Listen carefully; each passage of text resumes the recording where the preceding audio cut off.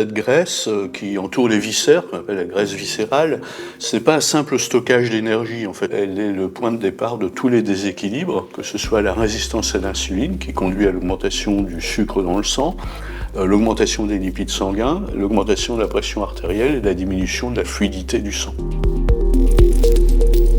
On sait que l'augmentation du tour de taille est associée à une résistance à l'insuline, ce qui induit une anomalie de l'équilibre glycémique. Donc il faut s'assurer que ce tour de taille se maintient en dessous de 80 cm chez la femme et de 94 cm chez les hommes. Il faut s'assurer que la pression artérielle reste en dessous des valeurs normales, c'est-à-dire en dessous de 130-85, que la glycémie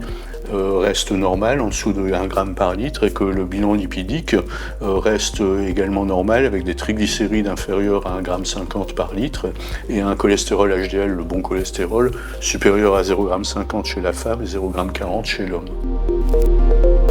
La pratique régulière d'une activité physique, alors c'est pas une activité d'une très grande intensité, mais au moins 150 minutes par semaine d'activité modérée, associée à une alimentation saine et équilibrée. Et parfois on a un surpoids, c'est pas toujours le cas. Si on a un surpoids, on va réduire la quantité globale d'aliments, réduire l'apport énergétique total. On va jouer essentiellement sur la qualité des aliments en augmentant les aliments riches en fibres, les fruits et les légumes, en augmentant l'apport d'acides gras favorables, donc les oméga 3, les oméga 9 qu'on trouve dans le poisson, les huiles de colza, l'huile d'olive par exemple, en diminuant les graisses apportées par les viandes et la charcuterie, les aliments salés, et puis